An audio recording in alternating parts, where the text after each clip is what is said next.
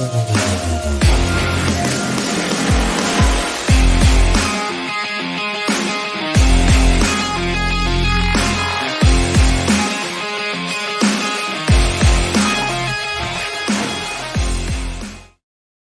everyone, and welcome to this week's first episode of the Hot Mic here on the Outlaw Nation channel. I am the Outlaw John Rocha, joined as always by the Sneider, a man who's been posting furiously, writing furiously all day. It is Jeff Sneider. How are you, Jeff? Johnny boy, I'm good. Our mic's going to be hot today. Oh, yeah, I can feel it. Absolutely. What is that on your head to start off with? What the crap is this on your head, man? This is my little Santa hat. Oh, nice. Oh, you got to cover ears. Oh, I appreciate that. Merry Christmas to everybody. Happy holidays to everybody. We got ourselves a hell of a show today. Of course, we're going to talk about the massive news with Jonathan Majors being found guilty of two of the lesser charges in the case, and then immediately, within an hour or two, fired from Marvel. So we're going to talk about that, what this means going forward, not just for Jonathan Majors, but for Marvel, for Kang Dynasty, for all these things. Of course, Jeff tweeted some stuff out that I retweeted about the Kang Dynasty, so we'll touch on that with Jeff as well. We're also going to get into some Alan Ritchson conversations about whether Alan Ritchson should play Batman or not, or what roles he should play. We're going to get into some Steven Spielberg countdown to honor his birthday, and we're going to hear maybe a movie pitch idea or two from you all. But of course, these Streamlabs and the Superchats is how you support this show. Keep the show going. Show it love is the Streamlabs and Superchats. The Streamlabs address right above Jeff's head. You know the Superchat situation. Send in your questions, thoughts, and comments as we go along, because certainly it's going to be a hot one today. You better effing believe it. So, Jeff, let's get to it. Let's not waste any time. We got 300 people already joining us live. Let's talk about this big situation here. Jonathan Majors being found guilty of two of the lesser charges in his assault and harassment domestic violence case here. It was after a 6-person jury deliberated for about, I think they said 6 to 9 hours over 3 days. They found him guilty of 1 count of assault and 1 count of harassment, lower level, 2nd and 3rd degree type situations. But within the hour or two that verdict came down, and we'll, of course, discuss the verdict separately, whatever, Marvel let him go completely. There have been rumors about Dr. Doom. There have been rumors about possible recasting. There have been rumors about changes going on with Kang and everything like that. There's a lot involved with this. So, Jeff Sneider, your reaction, your thoughts, and your comments on all this news. All right. I'm tempted to see what do I reveal later tonight in the newsletter, and what do I, do on here on the pod. But you know what? The newsletter is free for now, so we're just going to give it up here. I mean, the hot mic was first before the newsletter. I just want to make sure. Right, exactly. Predates the newsletter. I mean, listen, I think it's all done. I think it's all going away. Be specific. What is it that is all? We're going to get into everything. Okay. I mean, obviously, to start with, do I think that Marvel was sitting around? Everybody was eating bagels, waiting for that verdict to come in. And then they're like, all right, the verdict's in. Now let's have a meeting and talk about what to do. No, I do not. I think that this was done a while ago. I think was made. Here's plan A if it's this. Here's plan B if it's this. And maybe plan A and plan B really were the exact same at the end of the day. Yeah. You had to do it, especially once the guilty verdict came down. You had to cut ties. And, like I said, you can't have a movie called The Kang Dynasty not featuring the guy who's been playing Kang in your universe. And it's like, if you're going to cut loose that guy, why are you naming him like a movie that every time someone's like, oh, you want to see the Kang Dynasty? Someone's like, Kang. I thought something happened to that guy. It just Kang conjures Jonathan Majors. You can't be released. I told you that up front. Kang is not going to be the title of this movie, and the trades persisted with putting on the charade or whatever. But yeah, so they want one writer and one director to tackle both these movies. Michael Waldron is going to be doing both or whatever. I think he already was doing Secret Wars, and now he's doing the Kang Dynasty. So he's doing both, and they want a filmmaker who can ultimately do both, because this is, at the end of the day, 1 2-part movie essentially. And I have a quote in there from somebody in the newsletter, but you'll have to subscribe to read it. Tell where they go subscribe to your newsletter. Tell them right now. TheInSneider.com, www.theinsneider.com/subscribe. I can't figure out the www and not having the www. It's like, because one doesn't work for me. It's bizarre. Yeah. I'm still figuring out all the back end stuff, guys. I'm going to be meeting with somebody this week to go over that. Oh, nice. Okay. Keep going. So that's that. Then you have a movie like Magazine Dreams. Yes. Now, people think that Magazine Dreams is going to go the way of I Love You, Daddy, right? Oh, yeah. Right. Have you seen those predictions and things like that? Yeah, I've got my own predictions for that, but yeah, go ahead. What do you think? What are they? I'm very curious. I think they're going to sell the movie. I think they're going to sell it quietly to a distributor like Prime Video or Tubi or something. Like, they're just going to get rid of that movie because there's no logical reason for Disney to release that movie under any of their windows. And they should just hand it off to someone else. Let them take the hit for it. Let them be done with it and maybe recoup the love of the small amount of people that are going to watch that movie. But it wasn't like Magazine Dreams was like going to be fucking Oppenheimer. It's a small independent film, and yes, featuring what seems to be a fantastic performance and a damn good movie. But now at this point, it's stained. So there's no logical reason to get behind that movie and try to make money off that when you fired the guy off your main big project. Let me set up what Magazine Dreams is and what I Love You, Daddy is for all these people. So forgive me, guys. Okay. Magazine Dreams was at Sundance this year. Yep. Okay. It debuted earlier this year in January, and the movie was not great. I thought it was just good, okay to good, but his performance was absolutely electric. Like, it would absolutely be getting an Oscar nomination, and we would all still be talking about it all these months later. And I mean, Searchlight was going to release it last weekend, basically. In mid to early to mid December. So that's why they bought it. That's why they bought, including a love interest or someone who he at least is interested in romantically. So do I really think that Searchlight, which is a division of the Walt Disney Company, wants to put this movie into theaters?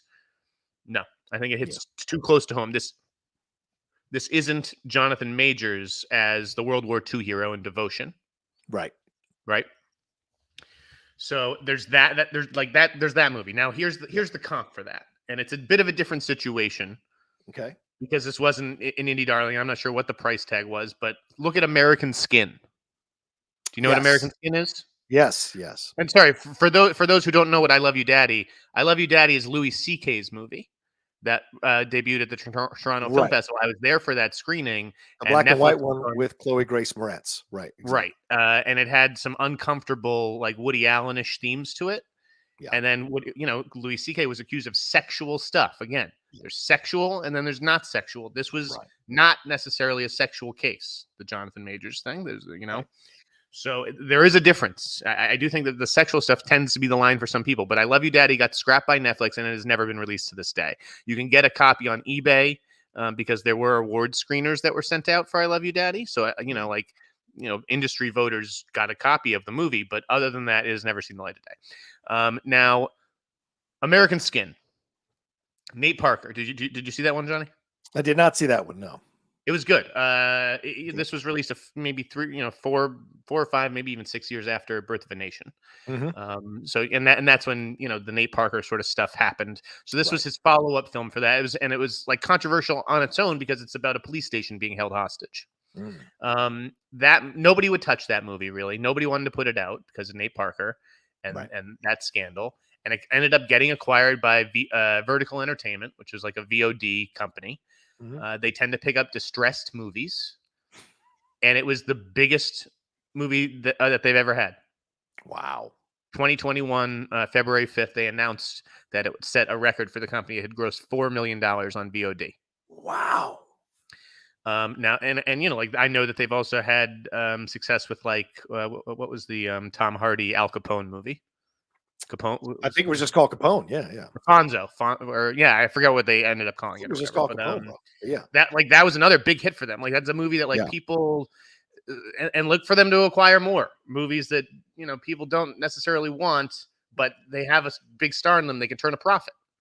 So I do think that at the end of the day, what happened with American Skin, here's the point, I'm tying it all together in my Jeff Sneider roundabout way, is that whatever happened with American Skin is what's going to happen with a Magazine Dreams. It's going to be an indie distributor, could very well be Vertical Entertainment again, could, depending on how the partners over there feel about the major situation. But there's going to be some company that thinks I can make money off of this. We can acquire it for far less than Searchlight did, obviously, or whatever. Right. And it will see the light of day. I do not think that this movie is going to disappear like I Love You, Daddy, because it does not have the sexual stuff that makes you feel a little uncomfortable while watching it. Although, again, it's close. There's a bit of a mirror between the situation and the movie, so that may be tough for people.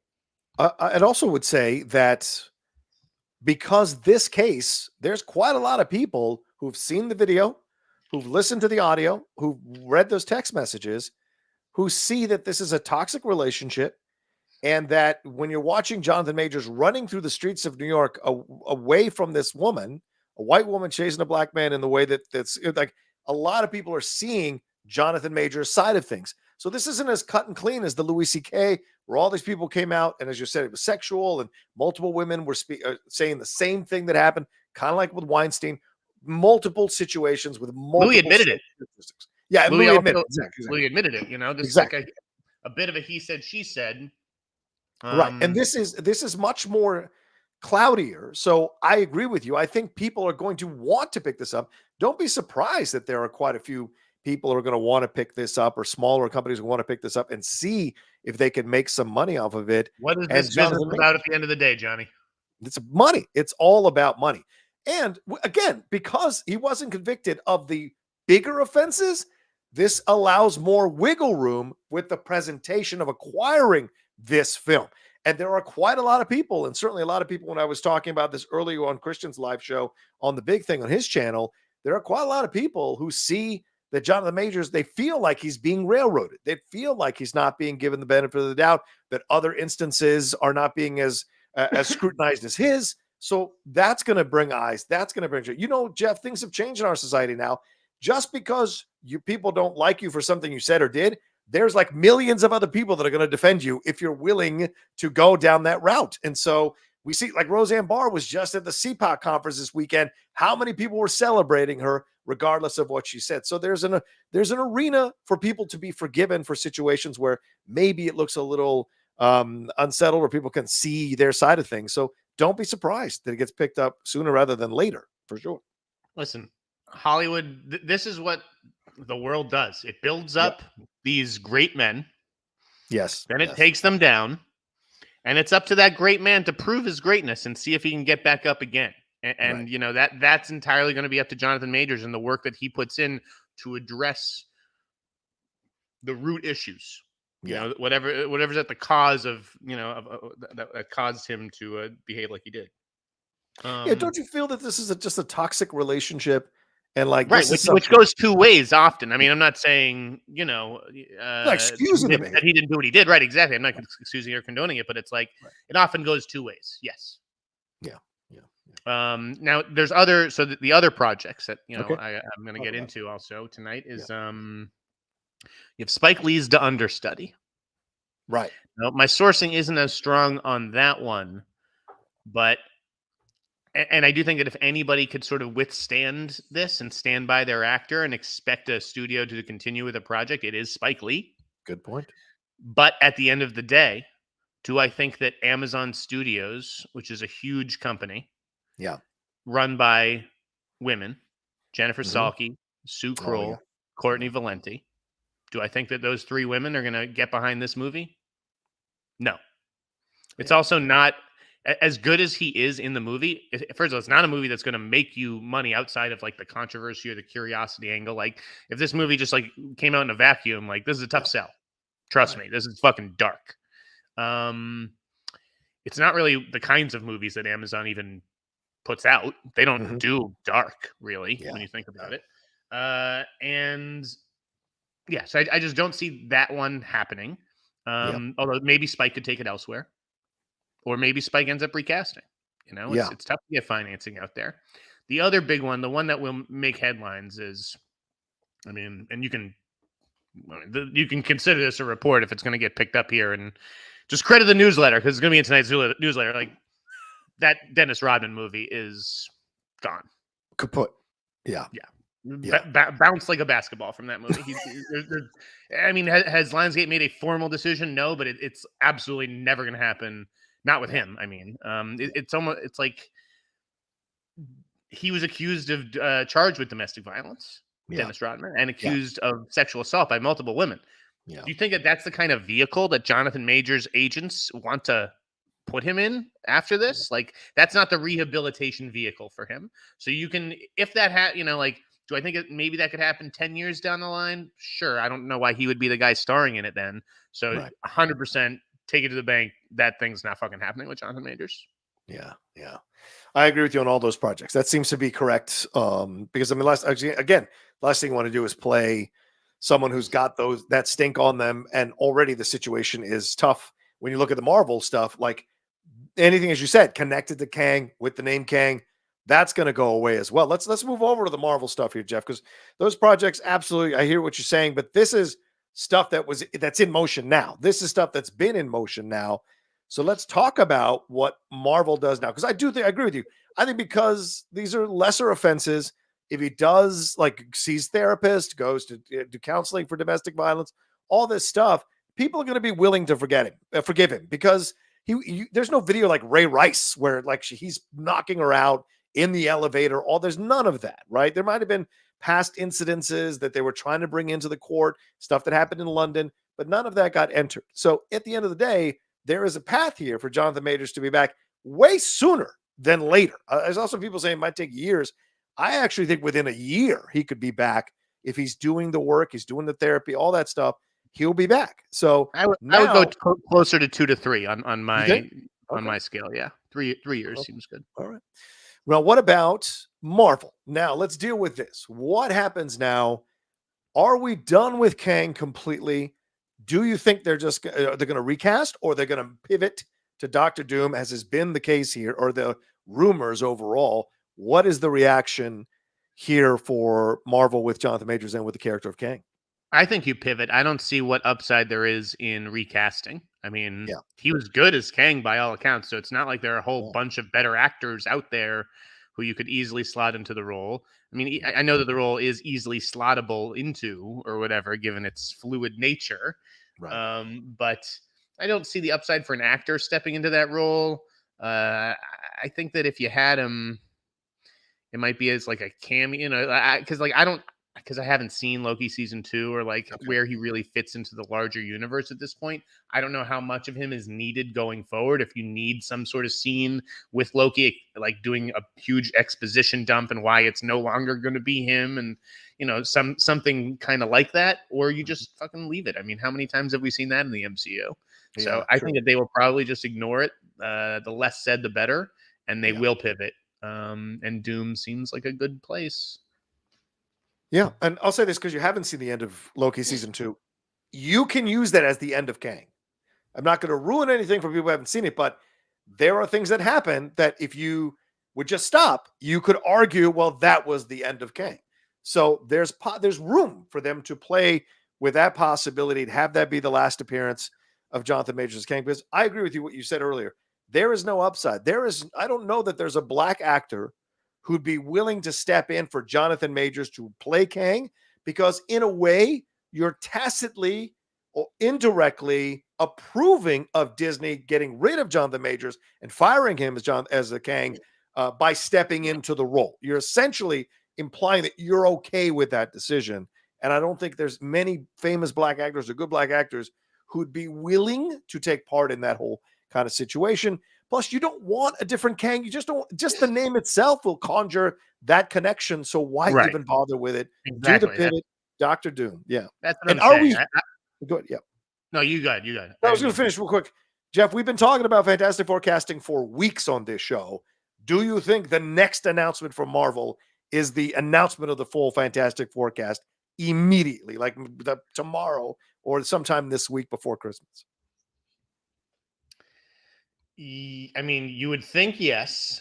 And you would think it would be soon after this to sort of take people's minds off things and let almost like reassuring, like, don't worry, we know what's going on. But like, Yeah. why haven't they done it? Maybe because it's not ready to be announced. Maybe Well, there's maybe they were waiting for this situation to play out first, as you said. I don't see how that affects the Fantastic Forecasting or that. I mean, you think they just like wanted to sit on the announcement just so they'd have it when there's bad news? Yes, I see. That's what I think. I think, why would you announce Fantastic Four while this case is still going on? Then it gets all muddled up. Whereas if this case has been decided, there's a verdict. Now you've got him guilty. How do you wash the bad taste out of people's mouths who might be feeling terrible about this and that he's guilty? I don't think you go with a positive four heroes. Yeah, I don't think tomorrow, if they announce the Fantastic Forecast, that washes the bad taste out of everyone's mouth. I don't see how the Fantastic Forecasting makes this go away, this problem, or less. See, but I don't think I don't think you understand the power of the Fantastic Four in the Marvel universe. How fans love the Fantastic Four. It is on par with Spider-Man or Batman or Superman on the DC side of things. People love the first family of the Marvel comic books. And so if you go with this cast, I think it does for the fans allow them to move on a lot more quickly rather than dwelling with the mixed feelings about this whole situation. But, Johnny, you should have a job in publicity over there at Marvel. If somebody at Marvel's watching, hook Johnny up with a job, and then John leak everything to me. 6 figures. I'll totally leak everything to you. Go ahead, yeah. Yeah, no, I think we've talked about the Jonathan Majors of it all enough. What, really? Only 20 minutes on John? We've spent 30 minutes on other subjects. You think we've covered everything? We're good to go now? What more do you want to discuss with regard to the guy? Do you think this now makes the Doctor Doom thing a bigger priority? Is the next question I was going to ask you. Do we now look at them willing to shell out more? Maybe a week ago they weren't willing to pay that money, but now in order to kind of get a positive buzz going around Marvel, they go and get Ryan Gosling. They meet his price. They meet his quote or whatever. What do you think? Do you think this alters who they're going to go after for Doom now?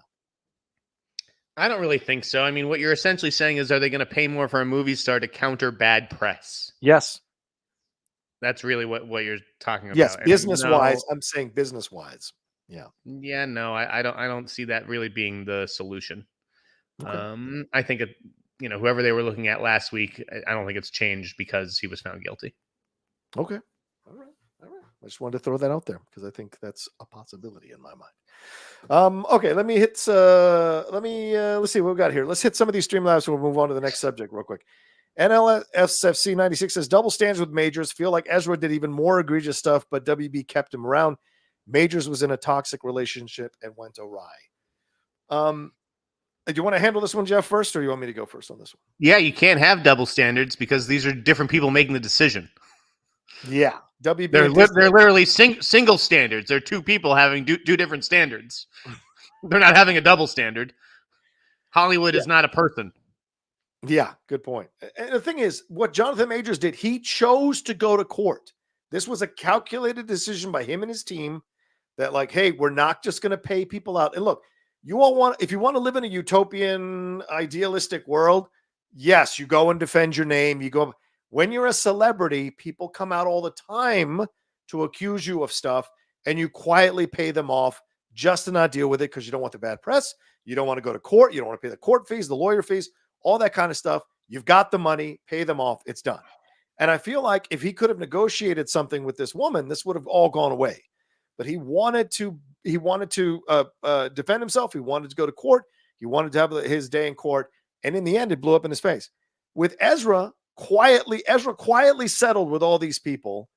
And the situation was different because this, again, was on the current timeline. And this other stuff had already been shot and was ready to go. Ezra was in the can. All the stuff was in the can. What did you guys think was going to happen? They don't throw away $200 million movies. They throw away $90 million movies. Yeah, true. Yeah, as Leslie Grace. Rafisto says, any word on the billionaire who essay actor Christian Keys? They say it's Tyler Perry, allegedly. Sexually assault. No, we're not going to get into speculation of who sexually assaulted who. No. Oh, yeah, I don't know anything about this. No comment. Thank you, Real Fisto, for the donation. We appreciate it. Simon Section says, apologies, Mr. Sneider, for mispronouncing your name regarding Andre Brower's passing. You know your stuff, and I have lost my glasses. Yeah. He called you Steiner on Christian Harloff's show. So Okay. No problem, Simon. You're forgiven. Tim Sim says, so if pivot is the way forward for MCU's next big baddie, how should it be done so it doesn't appear to be rushed in the announcements and in the upcoming films themselves? Well, there's nothing to be rushed if we're not seeing another Marvel film other than Deadpool 3 until 2025. So right, the Kang movie was for what, 2026? Yeah, there's no rush. So I agree. Yeah. I agree. You'll let this settle down. That's what everyone's like. I need my announcement. Who's playing Doom? Who's doing this? Who's playing Kang? It's like, yeah, these movies are coming out for like 3 or 4 years, guys. Relax.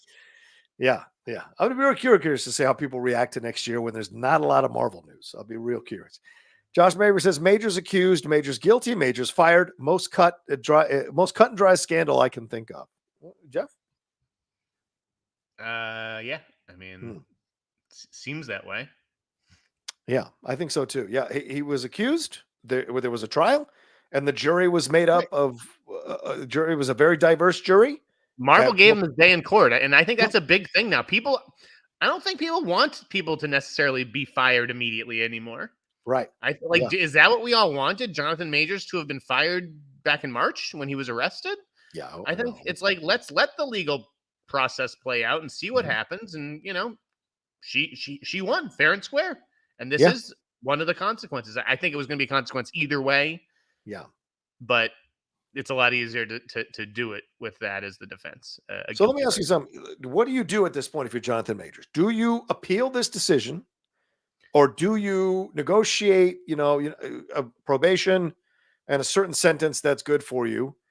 What do you do if you're Jonathan Majors? Step 1. Go ahead. Get a new lawyer. Yeah, I mean, she was. Yeah, that is step 1. Get a new lawyer who knows what they're doing.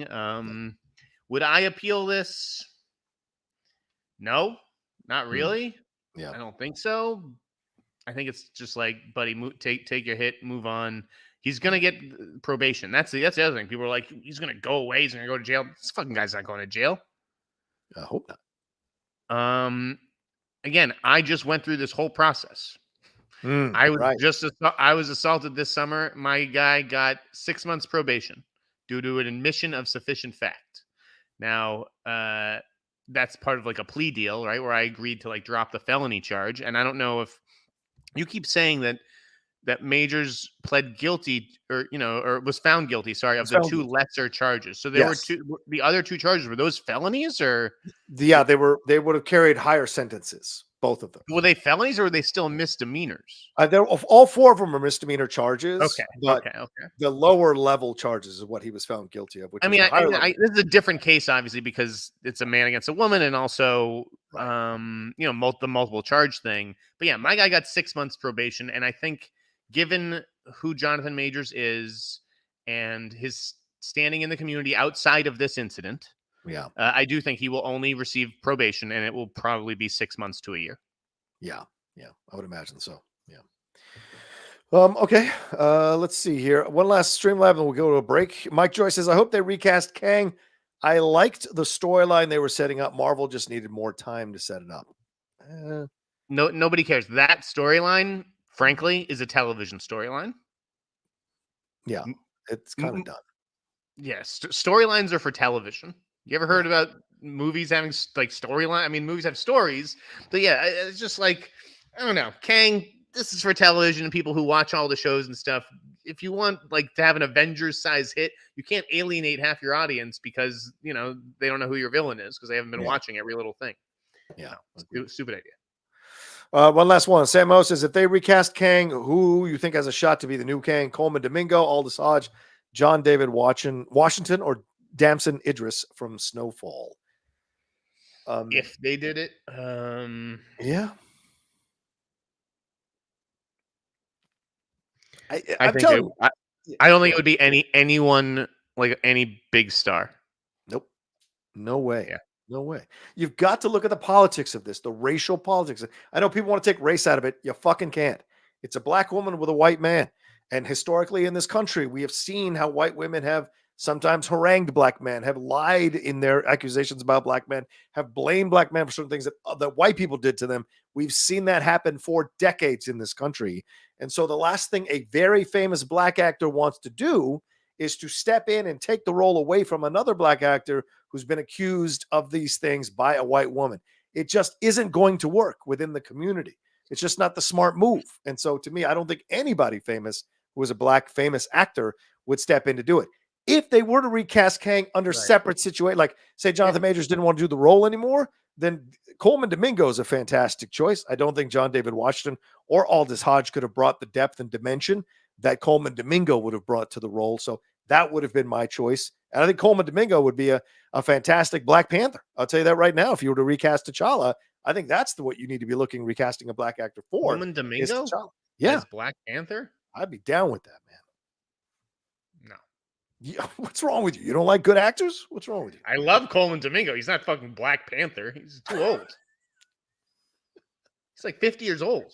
What's wrong with a 50-year-old Black Panther? Who's got a problem with 50-year-olds? Maybe T'Challa lived. Anyway, all right. Let's see. Let's move on. Let's take a break, dude, and let's move on to our stuff. And we'll be right back right after this. Break time.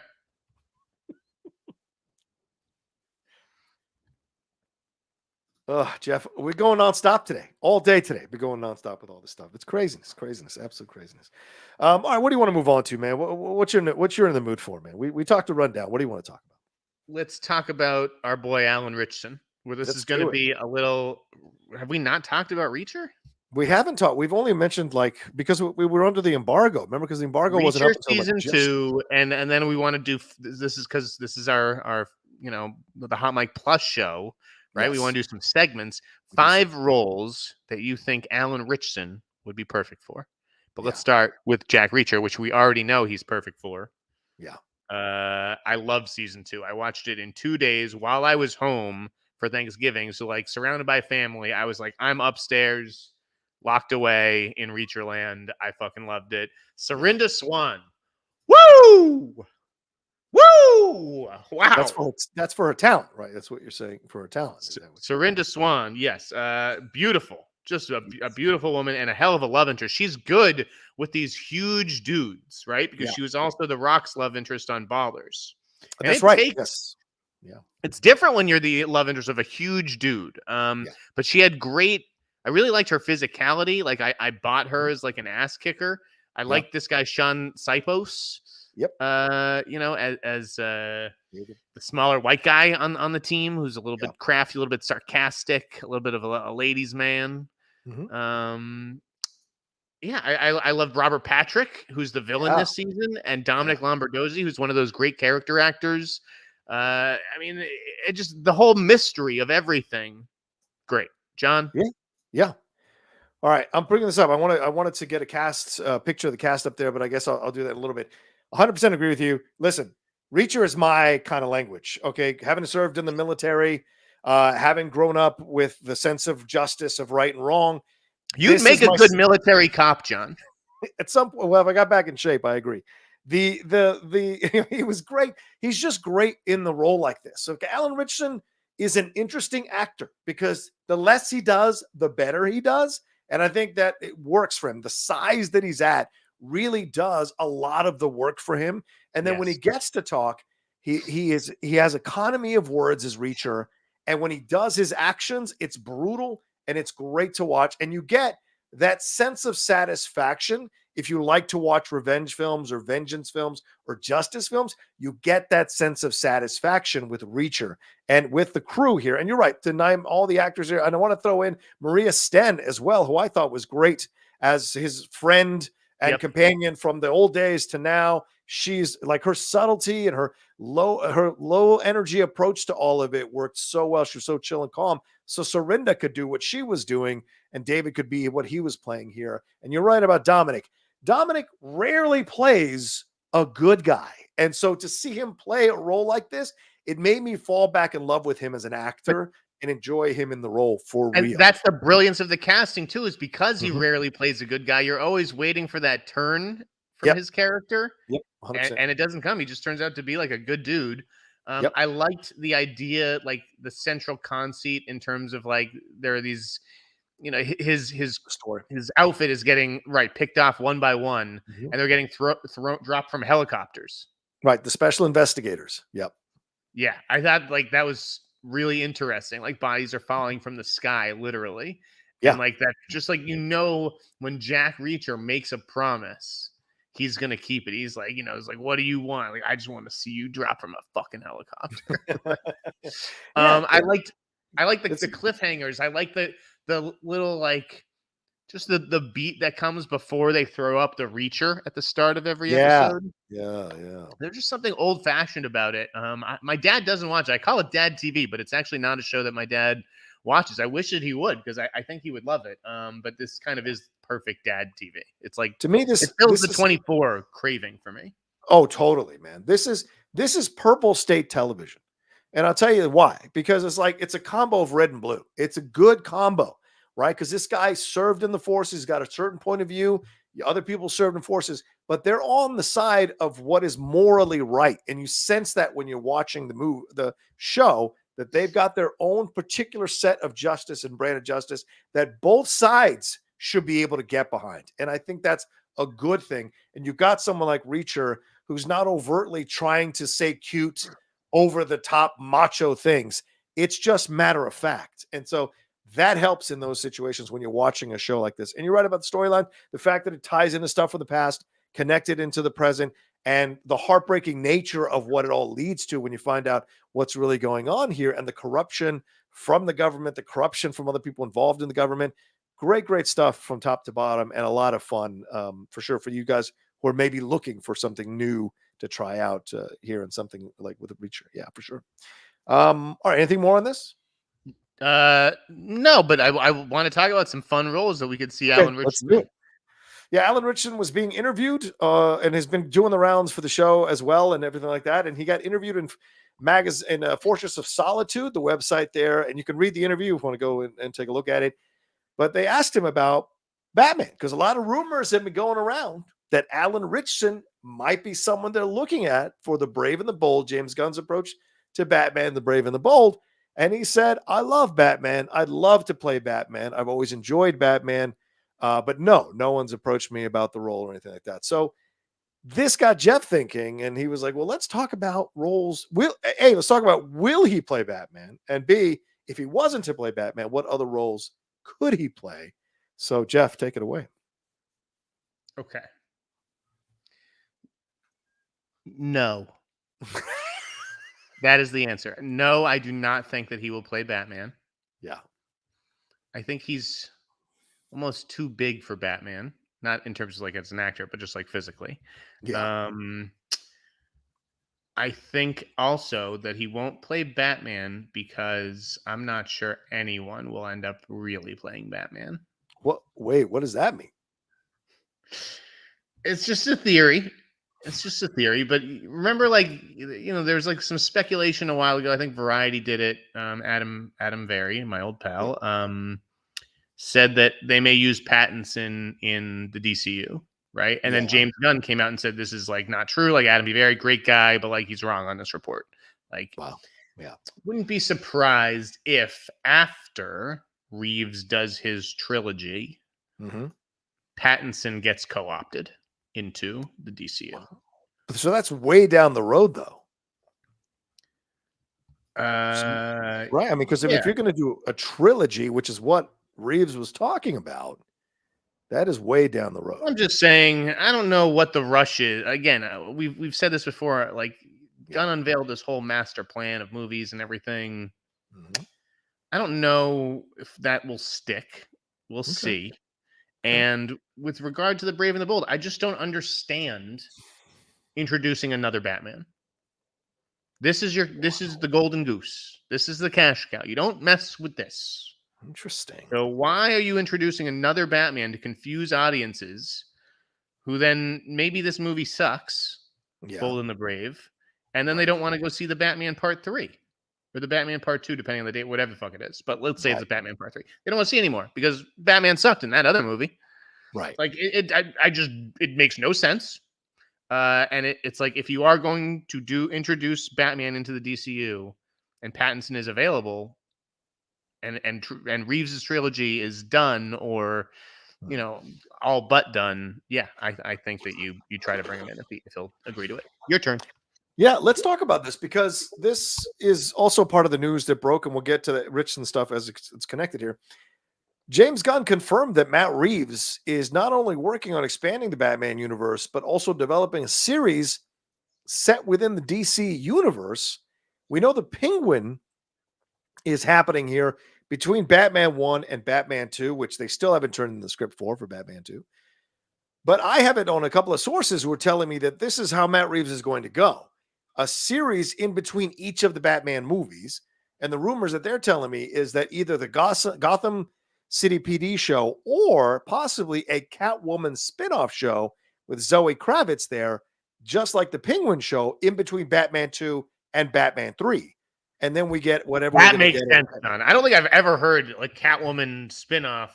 But that actually makes a ton of sense. Right? If you can get Colin Farrell, sure, fucking get Zoe Kravitz to do it. What's up with your camera right now? Your camera's going in and out of focus. It's just because I'm moving around. I got a lot of excitement going on. Okay. But this idea, though, but I want to ask you, Jeff, about this, and we will get back to the Ritchson stuff. Yeah. Isn't this confusing, Jeff? Like, yes. Okay, I'm going to do an Arkham Asylum series or a Penguin series that's DCU, or a Gotham City, or no one wants to do the work of figuring, is this canon, is this DCU, or is this Elseworlds or Dark Worlds, or what the fuck? I don't know what the fucking name is anymore. Yeah, it's confusing to audiences. Yeah, right. That's what I'm getting. All the time they like to say, "Oh, I don't think people give audiences enough credit these days. Audiences are smarter than you give them credit for." Let me tell you something. I've been out there in the world. No, they're not. No, they're not. Well, I do think they're smart, but your ability to keep their attention as you're spinning all these plates, you've got to spin every single one of those plates just as well as you spun the last one. And if you don't, audiences are going to tune out. Look what's going on with Marvel right now. Just about everybody across the board in Marvel, like outside the bubble, wants to be done with the multiverse. I guarantee you, so many Marvel people are like, yes, this is a bad idea. Yeah. It was a fun idea. It's a fun idea for a movie, not a universe. Wild to me. Yes. Yeah. That's what I don't understand. Like Matt Reeves, this stuff's going to be DCU, but not the Batman. And the thing is, why do you want to double up on characters if you do an Arkham Asylum series? You're going to double up on all these villains of Batman, and then what happens in the James Gunn universe? Can we use the same villains or not? Do we have to recast for our universe? It just doesn't make sense, man. Obi Sanders. Bring up Obi Sanders' comment. Sneider insulting us freely. LOL. That's not true. You're watching the show. You're doing the work. You won't be confused, okay? But the majority of people who go see these movies are not watching these kinds of shows. They're not paying attention to movie news every day. Like they're just average everyday people. That's what makes these movies hits, not the loyal fanboy comic book audience that shows up for every piece of shit. Yeah. Okay. That you look at the Marvels, that's basically what that audience is now. Okay. Yeah. So the hardcore fans, you can put them down for 47 to 50 million. Right. It's the other 100 to 150 million dollars worth of audience members in this country that you have to try to get to a Black Panther $200 million opening. Well, and that's why the Marvel's defenders are becoming a cult to me. With some of their defenses of this movie on social media over the last few weeks, it's gotten insane. You all have gotten insane. The movie didn't get over stuff. It just did well when it made less than the Marvels. Like, do you know what the fuck budgets are? And do you know how much it's just mind blowing. And to people me, don't know what they're talking about. Yeah, it's but these are people in the business. People who are in the business. They're in the business. Oh, well, if they're in the business, then they know what they're talking about. No, they don't know anyways. How many people in this line of work are in the business, quote unquote? They don't know what they're talking about. First thing you learn in this business is budgets and how much a movie has to make in order to be successful. That's like the fucking foundational thing about analyzing this business. Expectations and all kinds of stuff. If every single movie in the franchise has made 70 to 100 million and then you come in at 47, that's not good. Yeah. You know, but if you're a Wonka and you're the third time Wonka's coming up and you're a musical and they've been hiding it in the market, I mean, 39's not bad. 39's pretty decent. And it made 150 million worldwide. Yeah, so no, it's that movie's going to do well. Yeah. And look, I want to bring it'll finish between 400 and 500. Exactly. Joy's right here. So I don't know, the people who are hating on Marvel sound more like a cult with all the misogyny and incel rhetoric. I hear you, but countering it with the same thing, but on the other side, doesn't make you better. And that's where I think the problem is. I think the problem is people looking at that trailer and going, "Who's that girl? Who's that girl? Yeah, right. Oh, she was on a show on Disney Plus I didn't watch. Oh, okay. Why am I coming to see this movie?" It's the lowest rated Disney Plus show, Ms. Marvel, and people didn't know it. So anyway, it's the highest rated. It's the fact that it's a Disney Plus. It's just like people don't know what the fuck that is. They're not watching every fucking thing out of Marvel. Can't we just accept the movie didn't get over? It didn't do well, and that's it. It wasn't.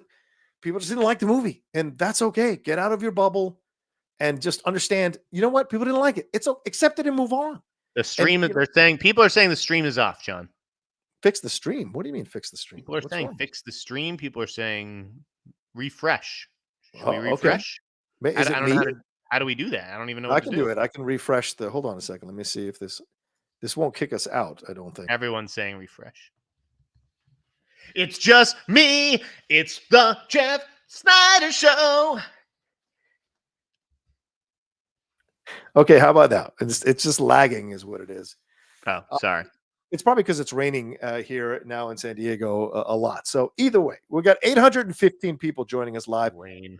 Let's move on to Alan Ritchson. Let's move 815. That's like we're getting up there in the numbers. That's probably because we just crushed that Jonathan Majors segment. Like that's highlight reel shit. That was a great half hour.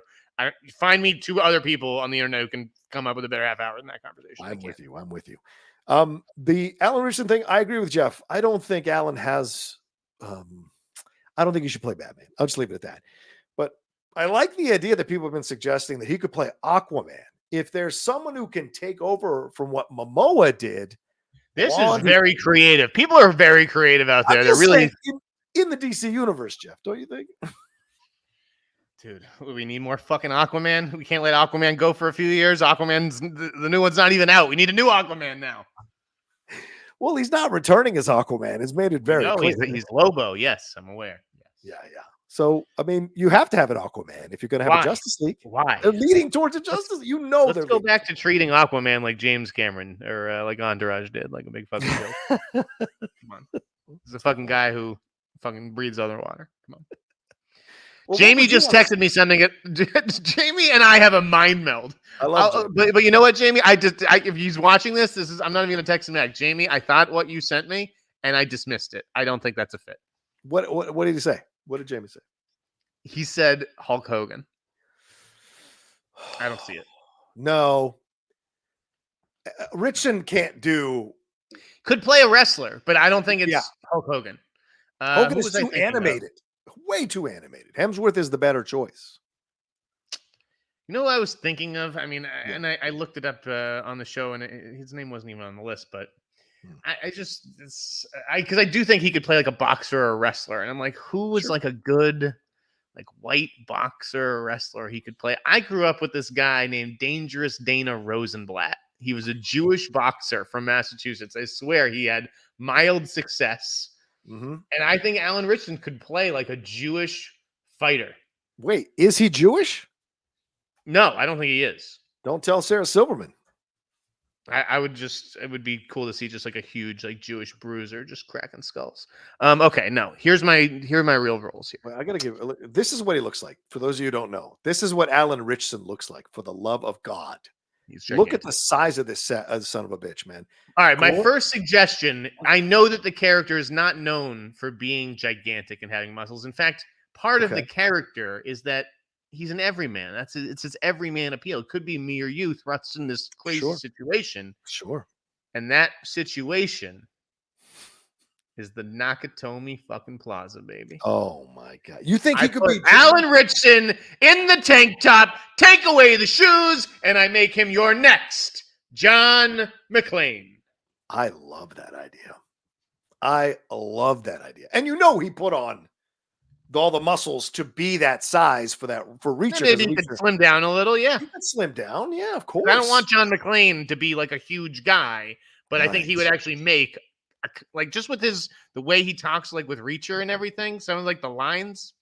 Yeah, make a really good John McClane. I think that's a fucking great idea. Ronnie B. Good says he wouldn't fit in the Ducks. It's a good one. Well, maybe you don't have the Ducks then. You put it in something else. Those but I agree. That's how you sell. That's how you sell a Die Hard remake. You get Alan Ritchson, who people seem to really like, by the way, and you put him in the role. He's got that kind of manly approach to things. So it's a new aspect of John McClane that we didn't see quite before. So I think it could be, not that Bruce was manly, but he was very vulnerable manly. Whereas Ritchson, I don't think would be vulnerable manly. It'd be a different approach. So it could be interesting. Mega YouTube's making fun of me. And I knew I was going to get that line, that someone was going to say that. Like that's as creative as the Aquaman suggestion. I knew I was going to get shit for that. But I still did it. I like the other one. The other one. Okay, how about this one? Okay. Ready? Yes, go ahead. You ready for this? Detective John Kimball. Wait, from The Fugitive? No. Who? That's Richard Kimball. Oh, who's John? John Kimball is the cop from Kindergarten. Kindergarten cop. No, Jeff, you're going to do the same thing you did with The Rock, where The Rock's got to do Schwarzenegger-type roles. Richard is a better actor. Is a better actor. You know that.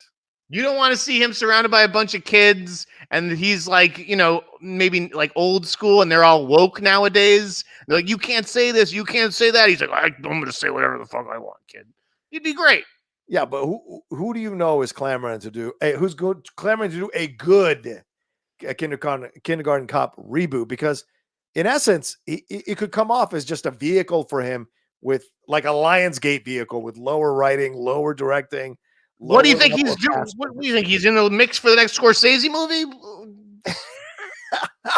Yeah, we're coming up with vehicles for Alan Ritchson to star in, like his agents might. He's not going to be in Paul Thomas Anderson's next movie. I could see him in the if The Matrix had done another movie, I could see him being in The Matrix. He'd be good in The Matrix. He'd be a good villain in The Matrix, don't you think? Imagine the boys have a penis, girls have a vagina line, but it's like, but not always. A woke update of Kindergarten Cop with Alan Ritchson as a guy from another decade. What are these pronouns? What are these pronouns? That's him. That would be a line in the movie. The Frozen Caveman movie. I love the idea. That could be fun. That could be fun. Give me another one. Give me one more. Someone mentioned Extraction. I thought that's a great idea. What if it's Hemsworth versus Ritchson in an Extraction 3? Come on now. I like that. Now we're talking. Now we got gas on the fire.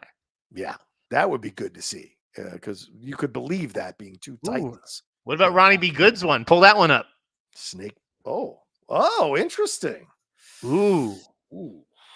No, He-Man is garbage all in the game. No, you don't want to be He-Man. That's for guys. Kyle Allen's playing that, not fucking Alan Ritchson. Snake Plissken could be a good idea. Could be a good idea. Not bad. I mean, that's a guy who's like, yeah, they're gonna bring him back eventually. Slap an eye patch on him. I could see it. Do you think he could be good in a season of True Detective? Like if they were to go to a next season, him and like someone else who's maybe a little bit more animated than he is, do you think he's got the chops to do something like that? Yeah, potentially. Yeah. I like that. You know what he could be good for? A Guy Ritchie movie. Oh, fuck yeah. Without an accent, of course, but yeah. Maybe he hasn't. Maybe he's been working on his British accent. Who knows? Yeah, you think? McConaughey. Oh, Shazam. Oh. Ooh. No, it wouldn't work because Alan doesn't convey the kind of childish stuff that you would necessarily have for someone like Shazam. But I tell you what, Alan Ritchson as Darkseid under the makeup and under that and the outfit, that could be interesting if you were to put him up against Superman. Alan Ritchson, if he does have any comedy chops, as Bizarro, the villain there in a Superman movie, that is possible. I like that idea. Am I saying the Beekeeper too? What do you say there, Jeff? You disconnected your microphone, man. I don't know what you did, but you disconnected your microphone. Can't hear you at all. Did you mute yourself? Yes, sorry. I Okay, had to. there My you go. computer's dying, so I had to plug in to charge the computer. You guys are gonna get. I don't know. You should be having this thing plugged in all the time. What is wrong with you? I can't. I only got so many plugs, John. I only have so many plugs. I got a light. I got a microphone. It needs power. What other things can fit in my one port? I think we're going to start a Amazon wish list for the hot mic, and we're going to put some stuff in for Jeff. For God's sakes, I got this thing. Oh yeah, that's so many things. Wait, there's one more. There's one more good one that Jamie sent. Go ahead. Well, what did Jamie say? Big. No. A kid wakes up in Alan Ritchson's body, a little kid, basically. No. Wishes to be big, and then he gets a little too big. What makes big work is because you could see yourself as Josh, whatever his last name is. You cannot see yourself as Alan Ritchson, for fuck's sake. So there's a universality that movie has with Tom Hanks that it wouldn't have with someone like Alan Ritchson. But I understand the genesis of that idea. I don't think it would work, though. That's like saying When Harry Met Sally with Alan Ritchson. That just doesn't make any fucking sense, man. Guys, I don't want anybody to buy me anything except to subscribe to the newsletter when it hits next month. January 1st is when I'm going to start charging, and that's all I ask. Don't have to fucking $1 here. But please do. Man's got to turn stuff. Conan the Barbarian. No walking in Schwarzenegger's footsteps. That's what almost killed The Rock when he tried to do that shit. So no, there's only one Schwarzenegger. You cannot recreate something that was organically built in a way that was unique. So I just don't think that makes any kind of sense. I think we've given the people their money's worth on Alan Ritchson movie ideas. Should we pivot to this Spielberg thing and then call it a show? Or listen to you already wanting to go. Look at you. Wow. All right. Yeah, it's been an hour. I mean, I want to do the Spielberg draft too. That's true. All right, let's take a quick break. And then on the other side, we'll jump into the Steven Spielberg draft here, and we'll tell you all about it right after this.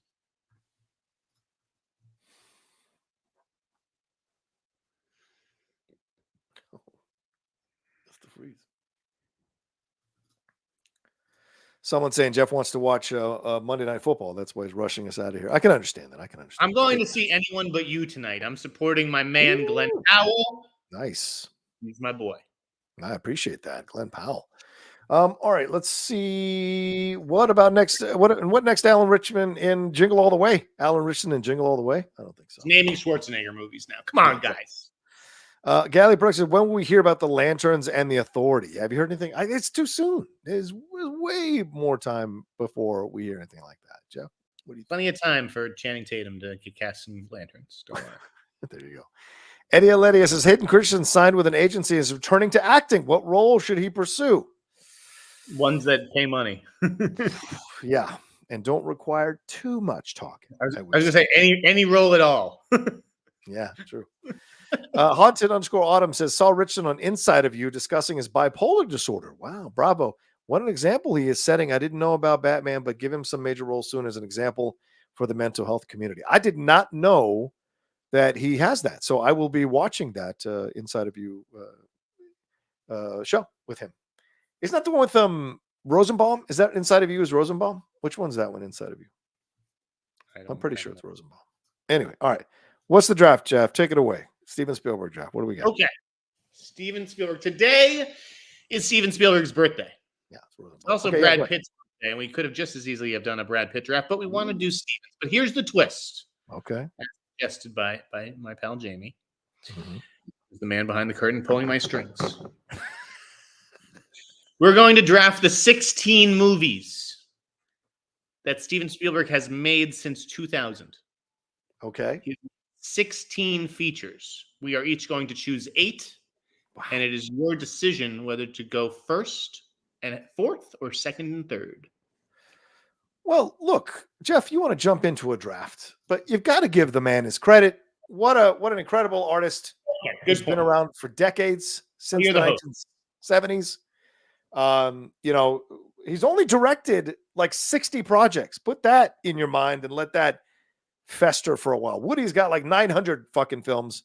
Steven, chilling out on the movies, doing a few, but doesn't go overboard, is still inspired to direct certain films, still waits for that inspiration to correct and to hit. And I would argue still as good as he was back in the 1970s, even though he's much older. Him and Scorsese, those rare filmmakers that are still making movies that are just as good as some of the stuff they did in their past, and a guy who has produced many projects and across multiple genres and themes and styles, and been successful on so many levels, and still revered and still influencing many generations all these years later. So we wanted to do this draft as an honor to his birthday. And as Jeff said, we're only focusing on the films from the year 2000 on to 2023, which of course he recently, 2022, which he recently did The Fableman. So, all right, Jeff, what's the deal? Am I going first? You going first? What's the situation? Up to you. You get to decide which one you want. I'm giving you the choice. Okay. Is it 1-4 again, or is it 2? How are we doing? 2-3.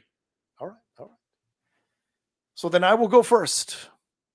Oh, maybe I shouldn't. You know what? I'm going to let you go first because I know you're not going to take my number one, so I'm safe. So go ahead, Jeff.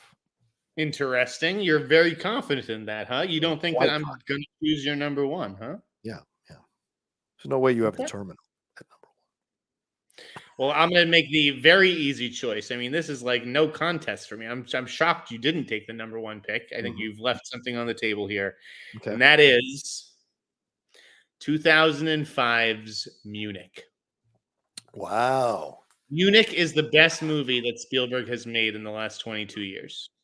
And mainly because it has the greatest message of all time, which is a message that sings as loud now as it did then, which is 5 words. Go ahead. I'm count them out for you. You ready? Okay, please. Don't fuck with the Jews. The end. Yeah. And this is why I couldn't choose it, because I'm not allowed to say those 5 words. But yes, I appreciate you. You're allowed to. Say it loud and proud. This is for everybody out there. Don't fuck with the Jews, because the Jews will get you. Yeah. Fair enough. I love that film, except for the sexual thing at the end. I just never understood that. But everything about it, fantastic cast, great tension. Spielberg hasn't directed many spy thrillers, right? But this one had all the tension that you would find in something like 3 Days of the Condor, all the great classic political spy thrillers. It works so well, and a banger cast. I mean, Daniel Craig, Kieran Hines, all these incredible actors that are part of that movie that are just fantastic, dude. So great choice there for number one for you. Jeff being a self-professed Jew. My number, so I go 2 and 3. Yes. Okay. So then my number 2 is what I think is his greatest film in the last 23 years. And that is West Side Story. I don't know how you follow up a 1960 Best Picture winner. And yet he did it. And I had no expectation that he was going to do it as well as he did. I have it in 4K. I watch it once every few months. It is such a phenomenal piece of cinema that harkens back to the great stuff that he directed back in the 1970s. It's an incredible reimagining of the film, of the original film, but also wraps up the play stuff. So you get a good mixture of both from the original source material and the first movie that was done as an adaptation. So I think it's one of the greatest things he's ever done. And you kind of look over Ansel Elgort a little bit to enjoy the full movie. So that's my number 2, West Side Story. So my number 3, unless you want to say something about West Side Story. Just that it's a wild number 1 pick, but go on. I'm glad you liked it. Thank you. Look, you picked the Jewish film. I picked the Latino film. I think we're okay, Jeff. All right. So then my number 3, or the number 33 pick for me is Catch Me If You Can. Yeah. That's a good fuck. I love that movie. DiCaprio's fantastic in that movie. The chemistry between him and Tom Hanks, just absolutely stellar. And there are some really sweet, heartbreaking, emotional moments that I think are some of the best stuff that Spielberg has ever caught on film between two actors in his films. So, yeah. That was a good pick, John. Thank you. But it wasn't the right pick. Okay, I apologize. So the right pick is Minority Report, featuring my boy, Lil Tommy Cruise. Minority Report's awesome. I mean, yeah, I don't love the end. But a little the convenient. first 2 hours of that movie are like top tier Spielberg. I don't disagree with you. I like Minority Report.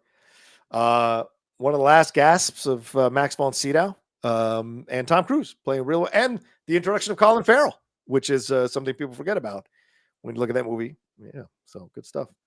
Okay, all right, so you. What's that? We've each done 2. You're up. Yeah. This is tough. Okay, so all right, I guess I'll have to go with this film simply from the power of the performance, and that's Lincoln. It's not necessarily one of my favorite Steven Spielberg films because I think he goes too schmaltzy at the end, for lack of a better term. But the performance from Daniel Day-Lewis is unmistakable. Sally Field is unfortunately miscast as Mary Todd Lincoln. But I do think Daniel Day-Lewis, from that opening scene at Gettysburg with the soldiers and everything, all the way to the end when he tells, I got to get back in time, the missus will get mad at me. That final interaction he has with his butler, it's a phenomenal performance from Daniel Day-Lewis. And I think that's one of the reasons why it deserves a high placement in our top 5 here, in my opinion. I agree. No, I think that's the right call. That's a landmark performance.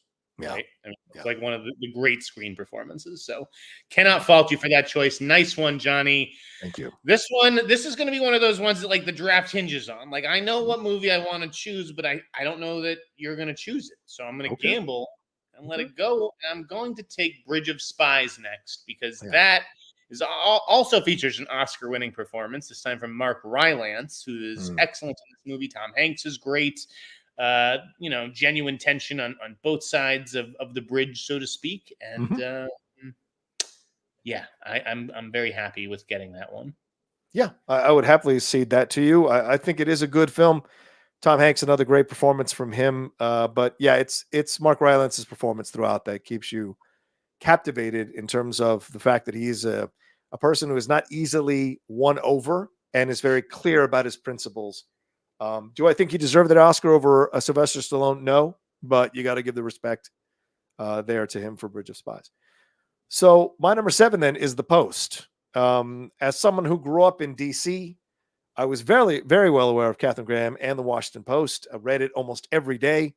And so hearing that story with Watergate and all of that was involved, I think Spielberg does an incredible job directing this movie. The ending, the ending. But everything else leading up to the ending, I think, is really well done. Meryl Streep delivering yet another performance.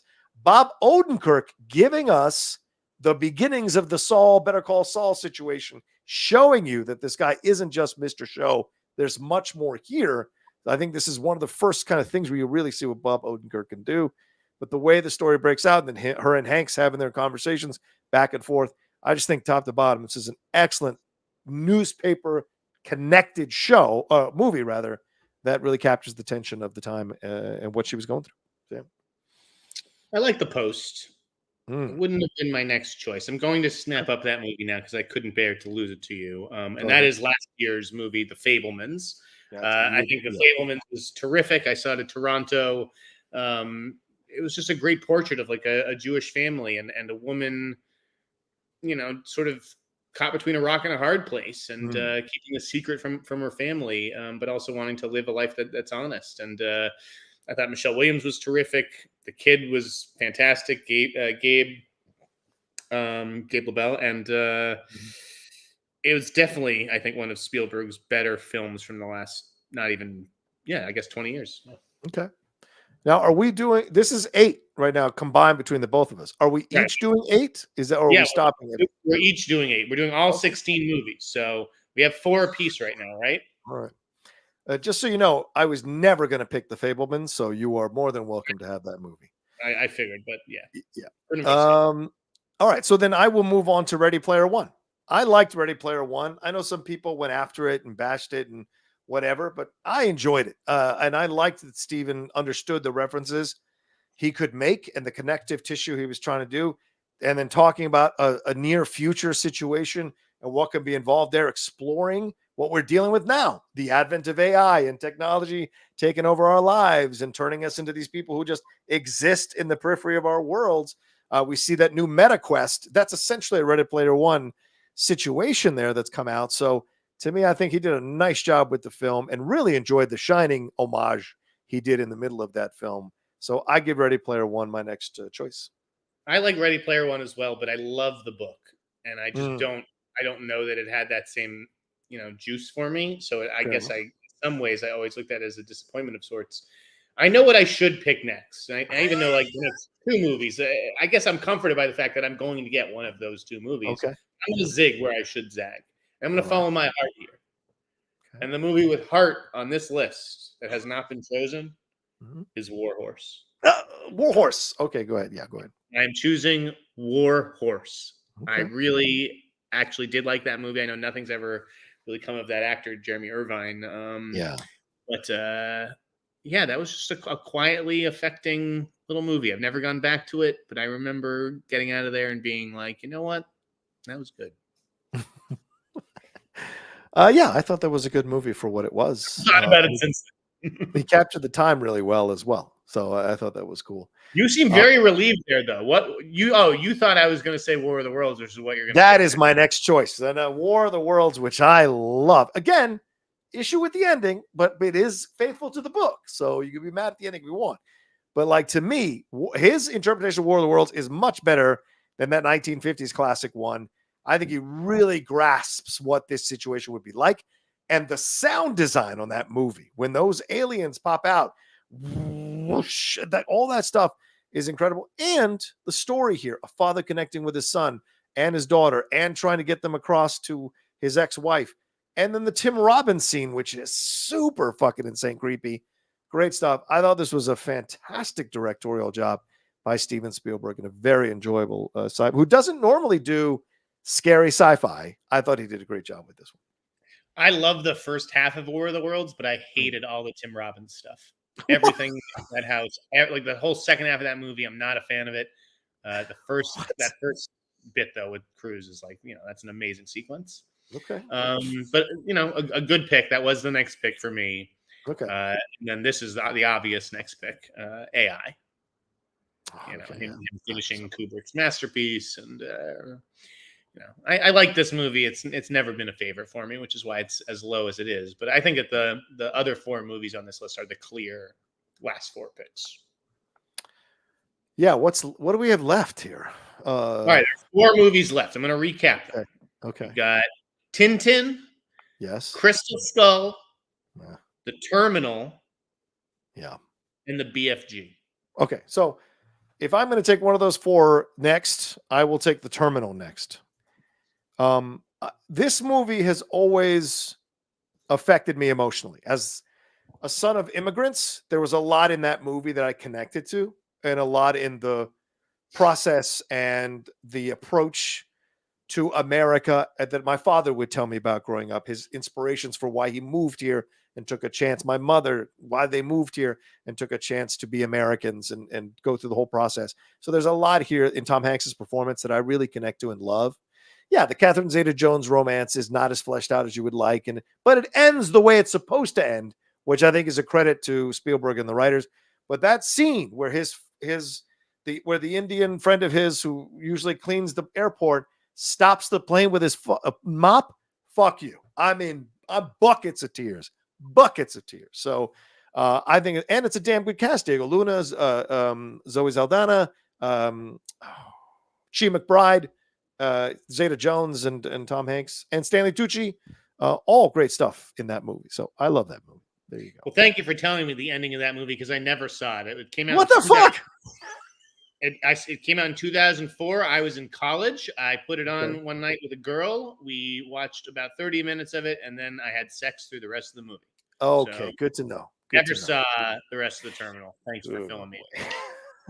My next pick will be The Adventures of Tintin, a movie I will never see again, but it was cute enough the first time. All right. Well, I guess I would have to go Crystal Skull next because I've never seen the BFG and I have no interest in the BFG. I hate you. I don't like the Crystals. I don't like Crystal Skull, but I guess I have to select it. If we have to select all the movies, I guess I'll put Crystal Skull. See, this is your problem. You hate the Crystal Skull, but you've seen it. I have seen it. Yeah, because I hate the BFG, but I've seen it. I haven't seen Crystal Skull. I would have rather taken the movie that I haven't seen, Crystal Skull, knowing, even though I know it's bad, I haven't seen how bad it is. Whereas I am now stuck with the BFG, and that movie is fucking atrocious. Yeah. So bad. The BFG, I can't believe I got stuck with that in this draft. I hate you. Okay. To recap the draft before we do our final segment, we're going to close up at around 5:30. Sounds good. The draft went like this. I got, you tell me who won this. Okay. I got Munich, The Fablemans, Bridge of Spies, Warhorse, Minority Report, AI, The BFG, and what was my other one? Tintin. Tintin. Yes. Right. John, what were your 8? My choices were West Side Story, Catch Me If You Can, Lincoln, The Post, Ready Player One, War of the Worlds, The Terminal, and Kingdom of the Crystal Skull. Those are my 8. War of the Worlds is that's maybe a draft saving pick towards the end. That's good value that late. So you guys decide who had the better draft. Which crop of movies would you rather have on your DVD shelf? This is like and that was our Steven Spielberg draft. So happy birthday to Steven Spielberg. We love you. Hope he's making movies for another 20 years. Yes, absolutely. Maybe it'll be this next movie. Because we have one movie pitch for today, John. It's not a bad one. Go ahead. Okay, I like it. Let's do it. Close it out with this. Are you ready? Yeah, done. And leave those comments on YouTube, guys. That helps with Rocha's engagement on the channel. Please. Yeah. Today's movie pitch comes from Dan Madrose. Ooh. Now, there's no title on this one, but I like the premise. Here we go. Okay. Bring it. The film that tells the story of the death of disco. Oh. In particular, the story of Disco Demolition Night. Yes. That took place July 12th, 1979. July 12th also happened to be the birthday of the girl that I was having sex with in that story. But anyways, at a baseball stadium in Chicago, Illinois, where tons of disco haters gathered to burn thousands upon thousands of disco records in an attempt to kill the genre. The event was hosted by a radio personality named Steve Dahl. If you look up pics of him in that night, I think it'd be quite an interesting story to tell that could also touch on LGBT issues as well as censorship. Steve Dahl had quite a polarizing personality from what I can tell. I think it'd be a great role for an actor, not sure who. So again, let's just call this The Death of Disco. Okay. Maybe you have your own title, John, and I want to get to that in a second. It's going to be The Death of Disco, and it takes place at a Chicago baseball stadium in 1979 with people burning their disco records, and it's all hosted by a polarizing radio personality, Steve Dahl. What do you think, John? Is this a comedy? What kind of movie is this? What do you see for The Death of Disco? I think you can make this a dramedy because I'm going to tell you this. I'm very well aware of this as a person who grew up loving disco. I loved disco. I fully admit it. I still listen to dance music nowadays. I love it. So I was always made aware of the fact that me liking this genre was terrible. And so when you get older, you do research on the genre and you find out about this disco destruction night by this meatloaf-looking clown who was the DJ at the time there in Chicago. And I think there's a documentary on Netflix about this guy that is there that I haven't watched yet because they use the image from that night in the thumbnail. But watching the Bee Gees documentary, which if you guys haven't seen, it's on HBO Max or Max. It's 3 hours. It's phenomenal. It's a great documentary on the Bee Gees. But they have a section on the disco destruction night. And one of the guys that they're interviewing, who went on to become a very famous DJ, is a gay black man who became a famous DJ. He talks about, as you mentioned earlier, Jeff, the the underlying anger here from the people was a hatred not only of the LGBTQ plus community, but also of black people. Because he said a lot of people brought black albums albums by black artists that were not disco albums to burn and destroy that night. So there's approach to this that has some dark humor to it, but also a commentary on the hatefulness that inspired something like this. And that could be an interesting thing to explore. So yes, you can go one angle that's just very funny and the way it all plays out and people learn lessons and get better as human beings, or another angle that has a little bit more of the interlocking narratives of the characters and the people involved in all of this that leads to that final destruction and the aftermath of that night, which was apparently an absolute madhouse in so many ways. So yeah. All right, well, I'm looking at photos of Steve Dahl, and he basically looks like Rainn Wilson. Yeah, with a little weight on him. Yeah. Right. He looks like kind of like a heavier Rainn Wilson or something. Who directs this movie, John? Jason Reitman. Jason Reitman. Not bad. That's not a bad choice. I like Jason Reitman for this. And I like Dan Fogler for the guy. Although Josh Gad is going to call us all day and all night wanting to play the role, so we'll have to disconnect phones. But it should be Dan Fogler who plays this guy. Ooh, Josh Gad, he's my boy. You know I can't pick against Josh Gad. Come on. We can't put him in this movie. Nobody will go see it. But Dan Fogler will put the butts Dan Fogler, you know, Balls of Fury gets butts in seats. Do you like that title, The Death of Disco? I love it. The Death of Disco. Yeah. And what it could imply. Who directs for me? You know who I think? Who? What if you gave this to Lizzie Banks? What do you see in her work that would make you want to choose Lizzie Banks? Like, why do you think she'd be a great choice? You know, I can make a case for Reitman. That's easy.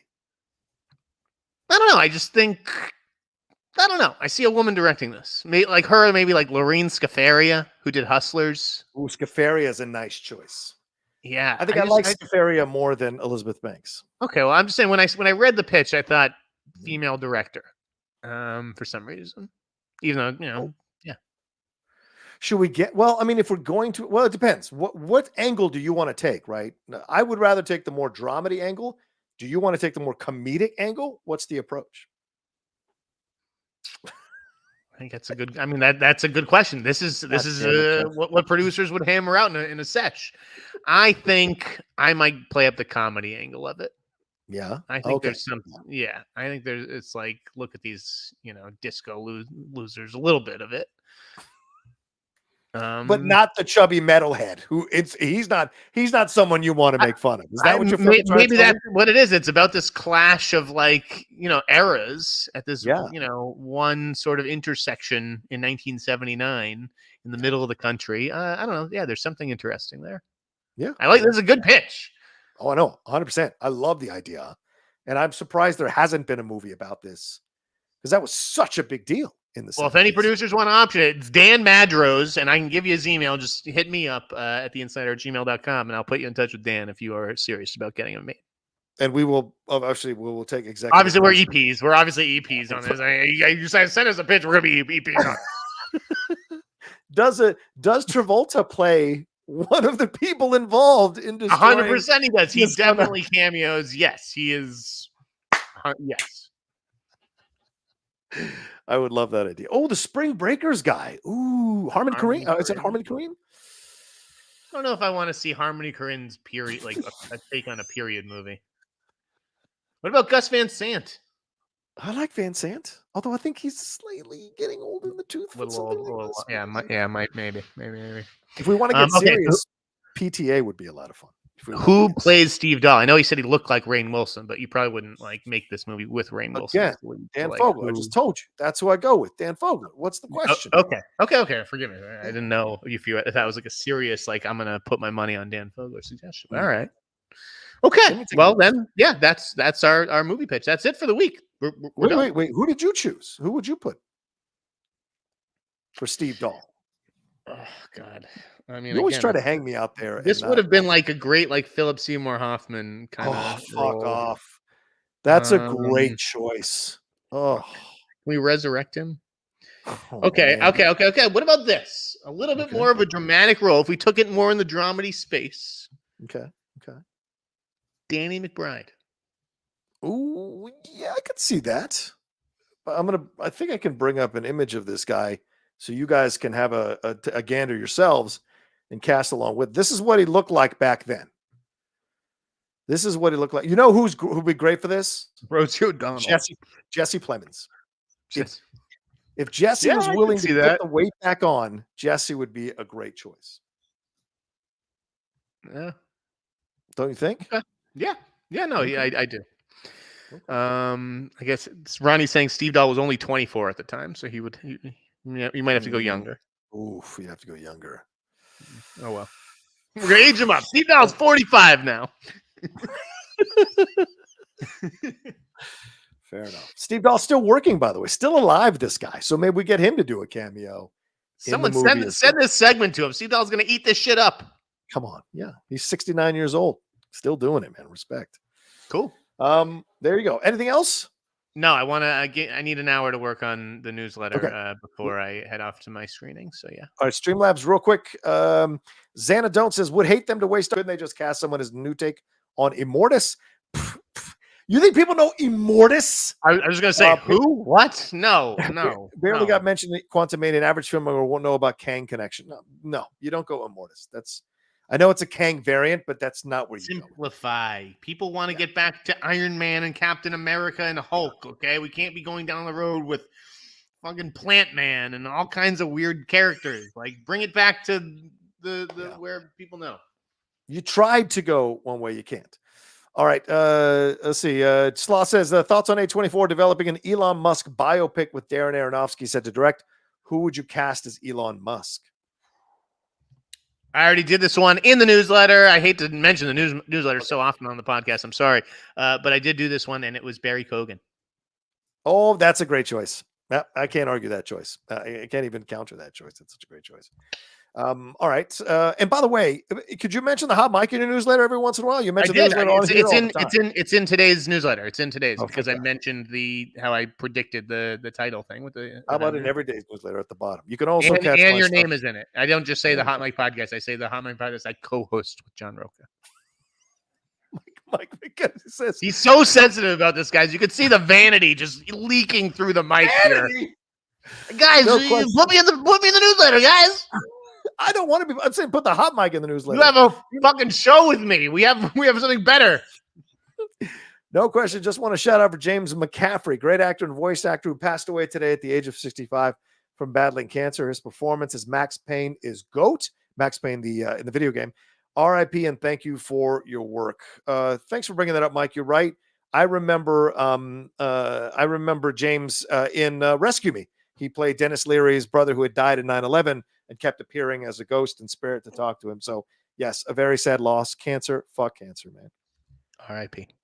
Yeah, R.I.P. And we lost Eric Montross to cancer today as well, Jeff. I don't know if you saw that. Former, the Celtics. I didn't even realize the Celtics drafted him. 50. Oh, yeah, I remember him playing for the Celtics. I did 52. see him play multiple times. Yeah.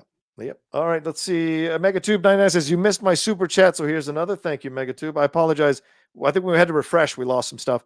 Ritchson is He-Man, Prime Masters of the Universe. No, we already said no to that one. He-Man is he's beyond He-Man. Yeah. That's Dolph Lundgren did He-Man. John wins so hard that I'm willing to pay to say so. Wow, that's a hot take. I really thought I think I won that, but okay. I think I won every draft though. I mean, that's like I appreciate that. Every boxer who fights, I won that match. No, you're like Colby Covington over the weekend. John, how was you feeling after the match yesterday? Disappointed. I thought we had better chances and we couldn't put the ball in. Shout out to Manchester United for playing good defense. Soccer. Simon Section says, great news. Snyder got laid watching The Terminal while I watched it alone in the cinema with a better understanding of humanity. That's good. Yeah, but I bet Jeff was more satisfied. My college girlfriend was gorgeous. There you go. Philip Seymour Hoffman. I guess I'm crying during the hot mic now. Thanks, Jeff. LOL. I love you guys and this community. Yeah, I think Philip would have been great. Prime Philip would have been perfect for that movie. All right, is that everything? Yes, that is everything, Jeff. All right, let's get on out of here. I know you got to write your newsletter. Please let people know where they can subscribe to it and where they can find you and anything else you got going on. Go ahead. www. Make sure to include that www.theinsnider.com/subscribe in case you're not. Nothing actually. There's a piece going up in Los Angeles Magazine. My thoughts on the Oscar race. I'm not sure when that actually hits newsstands. It's in print. It's not just on the website this time. But yeah, it's just subscribe to the newsletter. It's going to be a fun, not a fun one tonight with Jonathan Majors, but it's going to be a good newsletter tonight. I promise you that. And watch the Hot Mic on Thursday with Johnny Rocha. There you go. Nice plug. Oh, and FYC with Perry and Mance. No, that's right. Yes. I mean, this is your season now. You guys, this is where you guys start to thrive now in your season as all these award shows are coming out. As for me, at The Rocha Says on Twitter, Instagram, and TikTok, The Outlaw Nation on Twitch. Don't forget, Mondays now appearing on The Big Thing with Christian Harloff on his channel. So go and catch me there on Mondays around 12:45 live. We have a lot of fun talking about I want to get a weekly guest spot, Rocha, on The Big Thing. I reached out to my brother and was like, I want to come on the show. And he's like, I've got a spot if you want to do it. So he was very kind, bro. Christian. All right, check out Johnny on The Big Thing. And what else? My podcast, The Hot Mic, The Cinephiles, The Geek Buddies, they're all out for you to enjoy. And of course, we have programming coming up later on in the week as we go along this week. Look, it's Christmas, so I'm only doing 1, maybe 2 videos a day going forward for the next 2 weeks. But there will be content. But I want to enjoy Christmas for fuck's sake. So please be patient. As this isn't a Streamlab question. I'm just curious, John. Is there a movie that you have had sex during and you missed half of the movie? Many movies, bro. He's John Rocha. He's the outlaw. Yeah, I know. I still haven't seen the end of The Lobster. I tried to watch The Lobster 3 times. Not happening. This is the old man you see before you. This is not the dude in his 20s and 30s, fresh out of the military, bro. I was having quite a lot during the movies. I was like, I got halfway through One Flew Over the Cuckoo's Nest, and then shit was on. No, classic movies never did it for me. Oh man, but actually no. One time during The Godfather, I had during The Godfather. It's like making out during Schindler's List. That's why the scene in Barbie, I was like, wait, I would never waste my time explaining that movie. I would have sex during that movie. Anyway, all right. Enough of this. We got to get out of here. Thank you guys so much. Please subscribe to the channel down below. Hit that bell button. We're trying to get to 50,000 subscribers as soon as possible. Help us. I'm just looking for 1,000 on the newsletter. Just one. Yeah, get to subscribe to his newsletter, for God's sakes. Help the man out. Have a good rest of your next few days. We will be back on Thursday with a live show at 4 p.m. PT. For now, we may move it around, but for right now, it's 4 p.m. PT. And until then, y'all take care of yourselves. Be well. Read Jeff's newsletter, and we'll talk to you next time with a brand new episode of The Hot Mic. Peace.